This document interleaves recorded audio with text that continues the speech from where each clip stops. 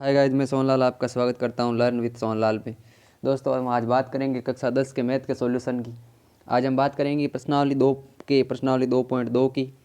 Solution को शुरू करने से पहले आपसे रिक्वेस्ट है, अगर आप इस चैनल पर न्यू है तो चैनल को सब्सक्राइब कीजिए और बेल आइकन को दबाइए, क्योंकि दोस्तों इस चैनल पर मिलने वाले आपको कक्षा 10 के मैथ के संपूर्ण प्रश्नावलियों का सॉल्यूशन, ताकि आप एक भी वीडियो मिस नहीं कर सकें। इसलिए बात करते हैं आपके प्रश्नावली 2.2 के प्रश्न संख्या 2 की।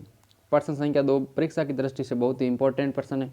हर बार परीक्षा में इस प्रश्न पूछा जा रहा है, इसलिए आप इस प्रश्न को ध्यान से देखिए। प्रश्न है कि निम्न द्विघात बहुपद ज्ञात कीजिए जिनके शून्यकों का योग और गुणनफल संख्याएं दे रखी है। आपको क्या ज्ञात करना दोस्तों? एक द्विघात बहुपद ज्ञात करना है। द्विघात बहुपद का आपको फॉर्मूला याद होना चाहिए। द्विघात बहुपद का जो मानक रूप होता है वो क्या होता है? वो ये होता है ax² plus bx plus c बराबर 0। ये इसका मानक रूप होता है। इसमें आपको a, b व c इसके मान आपको लिखने होते हैं। कैसे लिखने हैं पूरी बात करते हैं, देखिए। प्रश्न संख्या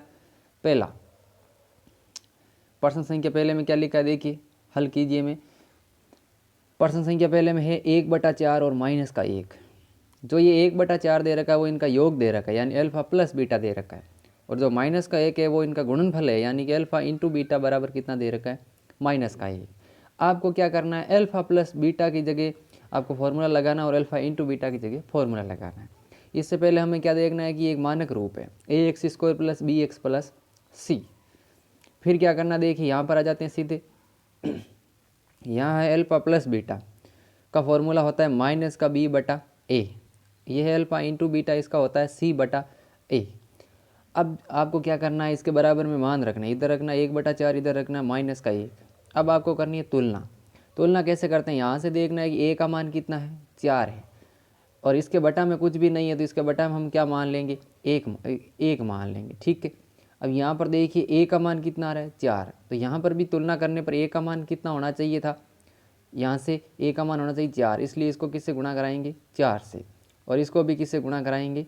4 से। अब नीचे गुणा कराने पर तो कितने बनेंगे? 4 बनेंगे, और ऊपर वाले को गुणा कराने पर कितने बनेंगे?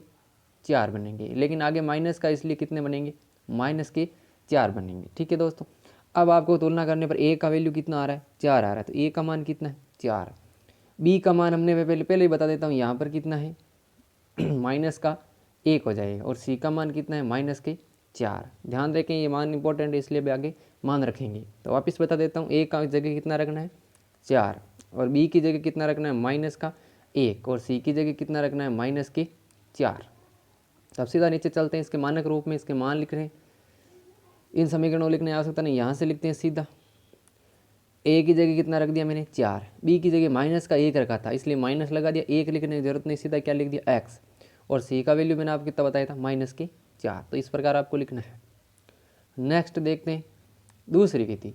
अब इस प्रश्न में क्या कर रखा है? दूसरी विधि से इसको सोल्व किया रखा है, लेकिन मैं आपको पहले वाली विधि से ही इसको बताऊंगा। तो ये देखिए, ये जो मान दे रखे हैं वो अल्फा प्लस बीटा के दे रखे हैं √2, और अल्फा इंटू बीटा का मान दे रखा है 1/3। अब अल्फा प्लस बीटा का फॉर्मूला मैंने आपको पहले बता दिया, क्या होता है? एक मिनट, इसका सूत्र क्या होता है? अल्फा प्लस बीटा का होता है -b/a होता है, ठीक है। और इसका वैल्यू कितना दे रखा है? √2 दे रखा है, ठीक। आगे है alpha into beta. Alpha into beta का सूत्र होता है c/a, और इसका मान कितना दे रखा है? 1/3। अब करनी है इसकी तुलना। इसके बटा में कुछ नहीं, इसलिए क्या मान लेंगे? 1 मान लेंगे, ठीक है। अब आप तुलना करो, यहाँ से देखो a का मान कितना आ रहा है? 3 आ रहा है। यहाँ से कितना आ रहा है? 1 आ रहा है, इसलिए यहाँ 3 आ रहा है, तो हमें यहाँ पर भी 3 बनाने के लिए ऊपर नीचे किससे गुणा करना पड़ेगा? 3 से। इसको भी 3 से गुणा करना पड़ेगा, और इसको भी किससे गुणा करना पड़ेगा? 3 से। a का 3 से गुणा करेंगे, वापस a का मान कितना आ जाएगा? 3, ठीक है। a की जगह कितना रखना है? 3। b का वैल्यू ध्यान रखना है, यहाँ ये b का आगे किसका चिन्ह आ रखा है? माइनस का साइन आ रखा है। तो हमें क्या देखना है? ये जो माइनस का चिन्ह है, b का मान भी किस में आएंगे? माइनस में आएंगे। √2 और 3 का गुणा कितना आएगा? √2 और 3 का गुणा करने पर आंसर कितना आएंगे? वो आएंगे आपके 3√2 आएंगे, ठीक है। और ये माइनस है b, इसलिए इसका उत्तर भी किस में आएगा? माइनस में आएगा। ये b का हो गया। c का मान यहाँ से सीधा देखना, c का मान कितना है? 1 है। तो ये a का मान कितना है? मैंने वापस बता देता हूँ, a का मान है 3, ठीक है। b का मान है -3√2, और c का मान कितना है? 1। ये सारे मान कहाँ रखने हैं? वापस नीचे फॉर्मूला में रखने हैं। तो मैं इसका सीधा बता रहा हूँ, यहाँ से देखिए ये मानक रूप है, ए का मान कितना रखा हुआ है 3, बी का -3√2 और सी का मान कितना है 1। इस मान रखने पर ये आपके फाइनल आंसर आ जाते हैं। फिर देखते हैं तीसरा सवाल। तीसरे सवाल में है 0,√5।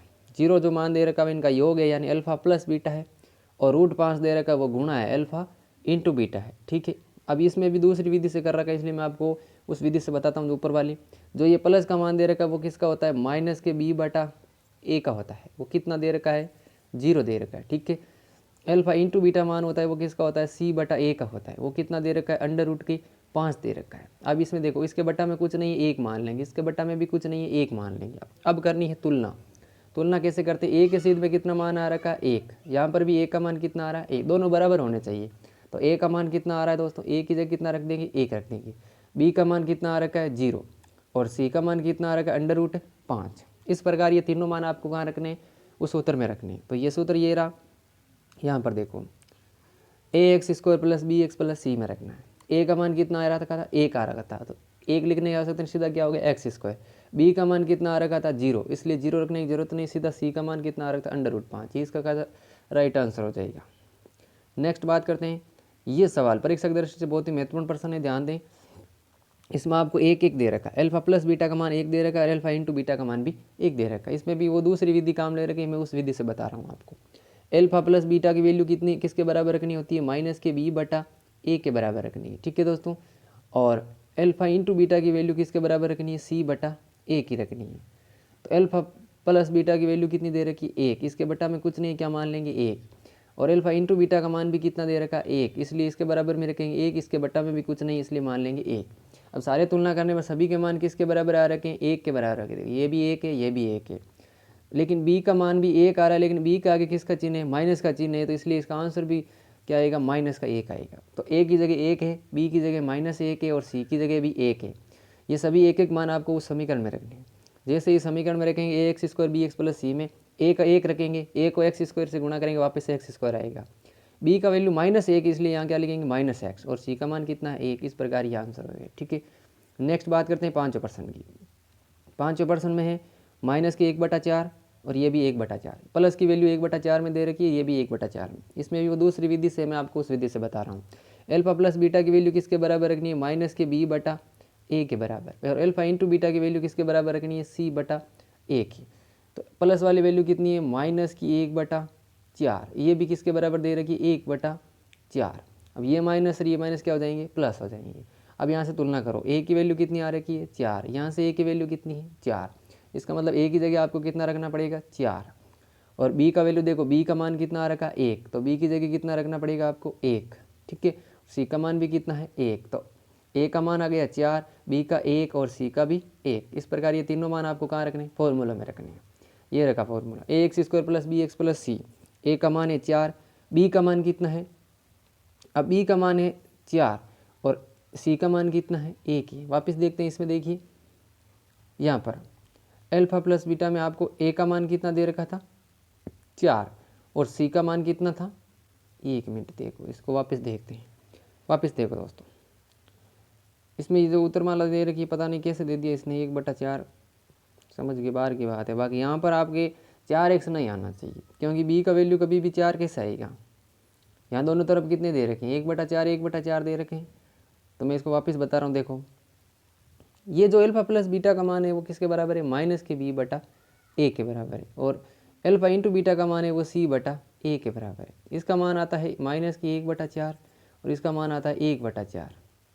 अब देखो, चाहे आप कैसे भी तुलना करो, a का मान तो 4 आ रहा है, लेकिन b का मान कितना आ रहा है, 1 आ रहा है, तो b की जगह कितना रखना है, 1 रखना है। तो यहाँ पर 4x नहीं आएगा, कितना आएगा, केवल x आएगा दोस्त। कितना आएगा, केवल x आएगा, और फिर प्लस का कितना आ जाएगा, c का वैल्यू 1 आ जाएगा। ठीक है, तो इस प्रकार आपको ये ध्यान रखना है। इसका जो सही आंसर होगा 4x² + x + 1 हो जाएगा। ठीक, आगे बढ़ते हैं। ये दे रखा है 4,1। ठीक है, अब ये देखो, ये विधि है जो मैं बार बार आपको बता रहा था, ये विधि है। इसमें आपको अल्फा प्लस बीटा की जगह कितना रखना है 4, अल्फा इंटू बीटा की जगह 1। अल्फा प्लस बीटा का फॉर्मूला होता है -b/a, और अब इसका वैल्यू कितना दे रखा है 4, तो हम लिखेंगे 4 बटा में कुछ नहीं है तो क्या मान लेंगे 1। अल्फा इंटू बीटा का मान किसके बराबर होता है, c/a के। तो इसको किसके बराबर लिखना है, ये वैल्यू कितना दे रखा है 1 दे रखा है, तो आप इसको क्या करेंगे 1/4 लिखेंगे। तो अब आपको तुलना करनी है। देखो मैं आपको सीधा मैं लिख कर बता देता हूँ, सीधा देखिए वापस शुरू से इसको देखो। ये 4 मान दे रखे हैं, वो किसके हैं, अल्फ़ा प्लस बीटा वाले, ठीक। अल्फ़ा प्लस बीटा का मान किसके बराबर रखते हैं, माइनस के b/1। अल्फ़ा इंटू बीटा का मान किसके बराबर रखते हैं, c/1। प्लस वाले का मान कितना दे रखा है 4, और गुणा वाले के मान कितना दे रखा है 1। इसके बट्टा में कुछ नहीं 1 मान लेंगे, इसके बट्टा में भी कुछ नहीं 1 मान लेंगे। तुलना कर दो, a का मान कितना आ रहा है 1, इसमें भी कितना आ रहा है 1, दोनों बराबर, इसलिए a की जगह कितना रखना है 1 रखना है, ठीक है। b का मान कितना आ रखा है वो देखो, b का बराबर 4 आ रहा है यहाँ पर, लेकिन ये माइनस है इसलिए b का मान भी कितना आएगा माइनस के 4 आएगा, और c का मान कितना आ रहा है 1 आ रहा है। तो वापस देख लीजिए, a का मान 1 है, b का मान -4 है और c का मान 1 है। ये तीनों मान आपको वापस फॉर्मूले में रखने हैं। फॉर्मूला ये रहा, इसमें देखिए a की जगह कितना रखना था 1, तो वापस क्या आएगा x²। b का मान कितना था -4x, तो यहाँ पर क्या लिखेंगे -4x। c का मान कितना था 4, तो वापस यहाँ क्या लिख रहे हैं 4 लिख रहे हैं, ठीक है। देखो c का मान कितना था, वापस देखना जरूरी है। यहाँ पर c का मैंने आपको मान कितना बताया था 1 बताया था, ठीक है ना। तो c का मान यहाँ पर 1 है, 4 ये नहीं लिखना, यहाँ कितना लिखना है 4 नहीं लिख करके कौन सा मान रखना है 1 रखना है। तो इसका जो सही आंसर आएगा वो क्या आएगा, यहाँ पर 1 आएगा, ठीक है। धन्यवाद।